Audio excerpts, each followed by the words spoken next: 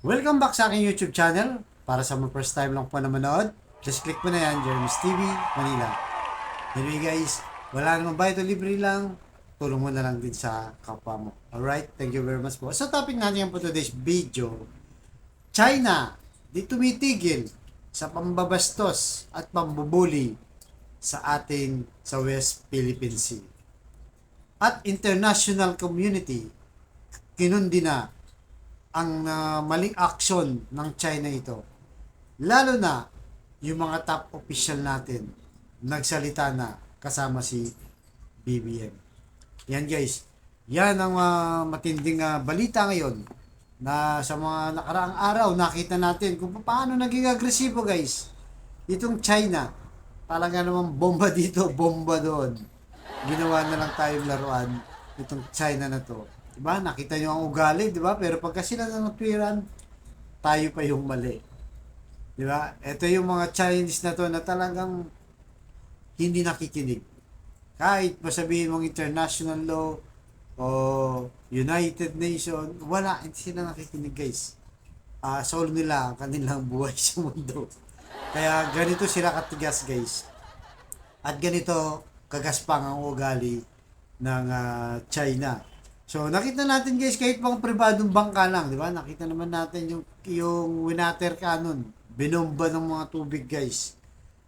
Napapuntang Ayungin Shoal. So yung iba diyan guys, yung BPAR napapunta naman ng Baho de Masinloc. Magre-resupply lang sila ng mga gasolina sa mga mangingisda at magbibigay ng mga paayuda. 'Di ba? Kasama na rito yung sa civilian convoy na atin to, na nakaganyan guys sa atin to, na pinanguna nila Senator Risa Ontiveros, hindi rin pinatawad guys. So imagine mo magbibigay lang ng ayuda, magre-resupply lang ng mga langis at saka mga gasolina, inaharang pa. Talagang kung hindi pinapakawalan. So dahil dyan guys, kinundi na ng international community. Kaya panoorin mo na natin guys itong pagkundina ng iba't ibang bansa sa China dahil sa kanilang pambobomba sa atin. Alright? So pasok Ted Pailon. Kinundina ng iba't ibang bansa ang panibago pong insidente ng pangaharas ng China sa West Philippine Sea. Itong apil kasunod ng pambobomba na naman ng tubig at pagbuntot ng China sa mga resupply boat ng Pilipinas patungo po ng Ayungin Shoal. Kinuwestiyon na National Task Force West Philippine Sea ang sinseridad ng China sa maayos at mapayapang dialogo sa usapin po ng teritoryo. Ayon po naman sa Amerika, ang agresibong aksyon ng China ang gumugulo sa kapayapaan sa Indo-Pacific region. Nababahala po naman ang New Zealand sa paulit-ulit at peligrosong aksyon ng China sa mga tropa ng Pilipinas. Nanawagan din silang resolbahin ang issue alinsunod sa United Nations Convention on the Law of the Sea o UNCLOS. Ganyan din po ang sentimiento ng European Union. Hindi rin nila dapat pang water cannon at delikadong maneuvers ang ginagawa pong aksyon ng China. So yun guys, napanood nyo, di ba? So, ibig sabihin nito talaga yung international community sa atin kumakampi o ang simpati nila sa atin kasi nakikita nila kung paano tayo buliin ng China. Kaya dito sa atin sa gobyerno guys, yung mga top officials natin naglabas ng mga kanya-kanyang statement kontra dito sa pambubuli ng China. So, unahin natin guys yung mga congressman. Ayan guys, authors of the House Resolution number 1494 strongly condemning China's illegal action in the West Philippine Sea. Yan guys. Ang daming congressman yan sa congresswoman. Kasama si Neptali Gonzales, Rupo Rodriguez, Arlene Broses ng Makabayan Bloc, Franz Castro, at Raul Manuel. Kasama rin si Erwin Tulfo at Joel Villanueva. Itong si Eddie Villanueva, tatay ni Joel Villanueva. So marami pa. Nakita nyo, kinokondem. Kaya nagpel sila ng resolution guys dito sa West Philippine Sea. Talagang kinokondem nila. Dahil hindi na nga naman tama. Ngayon lang nangyari to guys. Yung Kongreso nagpile ng resolution para kondinahin ang mga Chinese, di ba guys? Nung nakaraang administrasyon, wala to guys, wala. So sumunod na pinakamataas sa ating gobyerno ay ang mga senador. Kasama na ditong si Senador JB Ejercito, Jingo Ejercito, tsaka si Tolentino. So nandito guys, Senator condemns China's latest aggression against PH, Philippine vessel in West Philippine Sea. Sabi ni JB guys, sobra na ang pambubuli ng China. Nakakagalit. Nagalit guys itong si JB Ejercito. Talaga namang magagalit tayo dito, di ba guys? So sumunod guys, yung kay muna ang kapatid niya, si Jingo Estrada. Sabi niya, we stand united in the condemning these latest aggressive actions taken by CCG or Chinese Coast Guard. We will not be cowed by any action and intimidate or undetermine our sovereign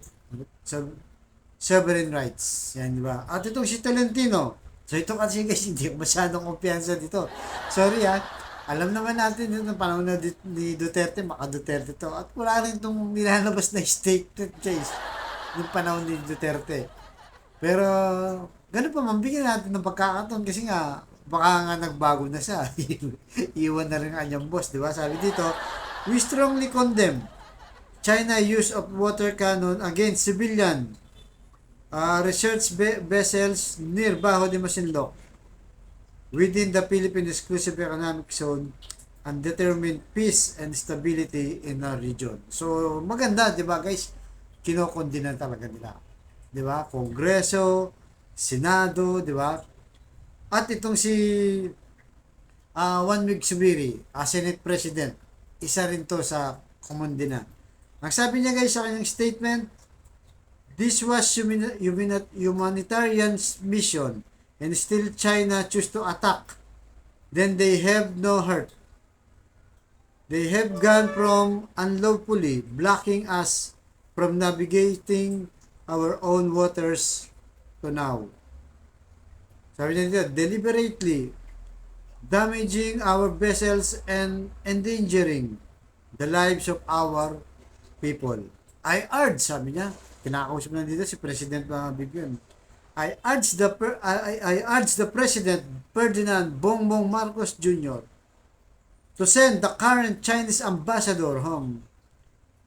He has done nothing to address the continued attacks of his government and our troops and on our people. Ayan, tama naman to, di ba? So yan, sinasabi niya ka Pangulong BBM na pabalikin nyo na yun sa China, pauwiin nyo na yan, yung ambassador na yan. Kasi wala namang ginagawa sa kanyang mga kababayan at lalo na dito sa Pilipinas. Di ba? Medyo may tapang yun guys. May tapang yun, yung kay Zubiri. At tapos ang sumunod dyan guys, itong sino ba to? Wait. Si BBM na guys, doon na tayo kay BBM. Ang sabi ni BBM, naglabas ng statement, no one but the Philippines as legitimate right of legal basis to operate anywhere in the West Philippine Sea.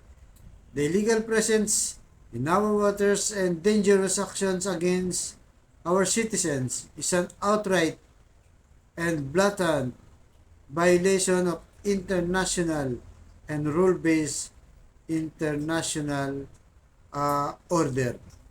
Yan guys, naglabas din ng statement. Napakatapang din. Kahit paano at least nagsasalita siya against sa China. Pero pagdating dito kay Vice VP Sara, di ba? Nakakabingi, guys, ang kanyang katahimikan. Ano ang kanyang statement? Nga, guys, wala siyang statement.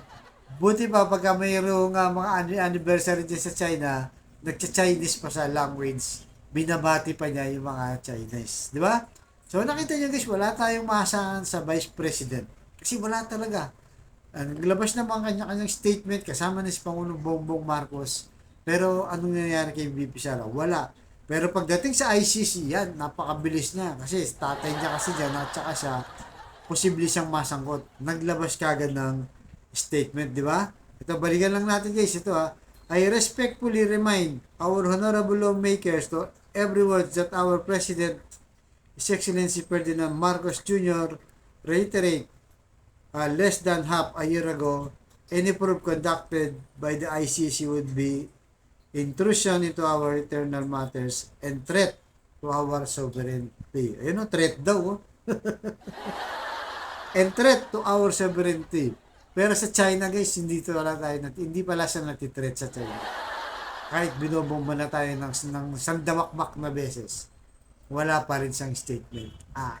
Nga pa rin. Kaya pag-isipan nyo guys, sinasabi nila, itong si Sara malakas daw na presidente sa 2028. Pero guys, nasa inyo yan. Walang lumalabas ngayon kasi kailangan unang-una sa iboboto natin guys. Makabayan talaga, di ba? Kayang ipagtanggol. Paano pag nanalo to, baka mamaya gumahin din to kay jet ski, di ba? Tatay niya guys, di ba? Kunwari, pero walang statement case, walang nakasaan. Kayong mga Sara supporter, mga DDS supporter, pansinin niyo po, obserbahan niyo po, bakit walang nilalabas ang idol niyo? Di ba? Nananahimik, nakakabingi ang kanyang katahimikan. Sa ano na yun guys, sa usapin ng West Philippines Sea, never ever mula nang umupo siya ng pagka-vice president, walang any statement against o kinukundina ang China. So, yun guys. At bukod doon guys, dahil sa pagka-water cannon nila, pagbubuga ng mga nakita naman natin, di ba guys, malakas ang pressure nun. Di ba? Malakas ang pressure nun guys. Pwede yung ilulubog ang barko pagka napuno ng tubig yan kasi nakita natin, di ba? Yan, papakita natin na talagang ang lakas. Ang dami ko na nilabas na video dito, guys. So, yan, nasira din, guys. Tingnan mo yung bangka nila sa gilid, nasira. Tsaka yung mayroon salamin na nabasag. Pati yung sa loob ng makina, actually dyan, yan guys, sa loob ng makina may nasira daw. Actually ito, tinaw na lang. Diba? Hinila na lang din ng Coast Guard to dahil hindi na umandar guys. Nasira na yung makina. Ayan guys, yung kahoy, nasira sa gilid ng barko. So nakakainis talaga, di ba? Tapos di ba? May mga kababayan pa tayo, mga vloggers, guys. Nakagaya natin ng mga pro-China. Hindi natin alam kung bakit nila natitake tong ganitong bagay, di ba? Paano nila na dinidepensa pa ang China, di ba? Imbis na yung bansa mo, depensahan mo, ang China pa ang dinidepensahan nila. So ngayon guys, sa mga binigay natin mga statement, sino sa tingin nyo o ano dapat talaga ang gawin ng gobyerno? Kasi paulit-ulit na lang to, wala namang nangyayari, di ba, sa action ng Pilipinas. Pag nagaganyan, mag-diplomat protest ka, tapos maglalabas ng statement. Wala din kasi paulit-ulit lang din kung walang action. Pero napanood ko kaninang umaga guys, in-interview itong spokesperson ng Philippine Coast Guard, itong si Jay Tariela. May nagtanong kasi kila Ted Pailon guys, mga netizen, sabi nila, paano po ba yan? Di ba binubugaan tayo ng mga tubig, ng water cannon? Hindi ba pwedeng gumanti ang Pilipinas, di ba? May water cannon din. Ang sagot naman ni Jay Tariela guys, kung sila nang bubulit, nang babastos, hindi tayo kagaya nila. Kasi lalabas sa international community, parang ganun din tayo. Wala tayong pinagkaiba sa China. Although may punto siya guys. Kasi tayo may respeto sa international law at pinaninindigan natin yan. So, hindi tayo dapat gumaya sa mga Chinese. Tama naman yun. Pero yung gumawa ng action, doon tayo nagkulang. Dapat merong action yun guys. Di ba? Na i-level up na yung action. Hindi pwede kasing statement lang eh. Kahit yung statement ni Pangulong Bongbong Marcos, guys, medyo weak yun. Weak ang kanyang statement. Diba sabi niya, no one but the Philippines as legitimate a right legal basis to operate anywhere in the West Philippine Sea. So, totoo naman yan, guys. Pero, statement lang to eh, diba? Statement without action, wala din, guys. Hindi rin niya makikinig kung statement yan. Kaya ako, sa binigay natin sa Kongreso, sa Senado, Kay BBM, kay Sara, wala naman yun guys, di naman yung kasali. Left the group yun guys. Kay Juan Mig Subiri, ay, ang nagustuhan kong statement guys. Ito, tignan nyo ha. Ang sabi ni Juan Mig Subiri, I urge the President Ferdinand Bongbong Marcos Jr. to send current Chinese ambassador home. He has done nothing to address a continued attack on his government and our troops and on our people. Ito yung pinakamaganda, di ba? Hindi natin kailangan makipaggera. Kagaya ng sinabi ni J. Tariela, hindi tayo pwedeng sumabay sa cannon, water cannon, na gumanti tayo kasi pangit nga naman tingnan yon. Although kahit kawawa tayong tinitingnan, at least diplomasya pa rin tayo. Pero dapat ganito, pauwi nyo na, di ba? Yung ambassador ng China para maramdaman ng China na galit na tayo. At least yung peaceful yun, di ba guys? Hindi tayo nakikipaggera pero matinding pagpapakita ng galit yun. Diplomacy pa yun. Pauwiin mo na yung China, pabalikin mo na yung ambassador nila para malaman na ng China na ayaw na natin yung ginagawa sa kanila. Kasi guys, kung hindi ka magagawa ng aksyon, kahit sa dabakmak na statement yan, kahit matatapang na statement, kung walang aksyon na ganito, kagaya yung sinasabi ni Senate President Mig Subiri, wala pong mangyayari. Maniwala kayo, diplomat protest, ganun na naman, may maglalayag naman, hahabulin na naman, bubumbayin na naman, bubuntutin na naman. Ganun yan, paulit-ulit lang yan. Kung wala tayong gagawing action. At isa pa guys, yung sinabi na dapat nakapile na yung resolution na yun, si Risa Ontiveros, yung paglapit na sa UN Assembly, United Nations Assembly, idulog na dun. Idulog na yung ginagawa ng China. Total, marami na tayong on records guys, video na nakikita ng ibang bansa. Di ba? Ang suporta nasa atin. Siguro naman isa na yung basihan, di ba? Pag nag-represent sila doon sa UN na assembly, papakita mo lang yun dati. O ito ginagawa sa amin ng mga Chinese. Oh. Binubuli kami, hindi lang once, twice, sandamakmak. Sandamakmak na pambubuli. Siguro naman, kakampi lahat at magbubutuhan yun. Mananalo tayo. Sana ituloy na yun. So, asan na yung kumontra ngayon sa UN Assembly? Itong si Alan Peter Cayetano, guys. Kagaya din sa ni Sara. Tikom din ang bibig. Nga pa rin. Itong si Alan Peter Cayetano. So, guys, magsuri po tayo ngayong 2025. Malapit na ang eleksyon. Suriin natin yung mga pro-China na to, na mga tumatakbo bilang senador. Diba? Kung nagpapakilalang maka-Pilipino, pero nakikita natin mga pro-China pala sila. Suriin niyo po. Huwag po tayong padadala, pabubola sa mga campaign jingle nila. Guys, unang-una sa pagiging makabayan. Kaya, i-share niyo po ito para malaman ng buong mundo ang ginagawa sa ating ng China. Magkaisa po tayo. Ayan nyo na yung mga Pilipinong nagtatanggol sa China, guys. Kasana ba yung mga ibang nasa pwesto na tahimik lang. tahimik lang. Alright? So, ganito lang po. Panginoon susunod na vlog. Thank you very much.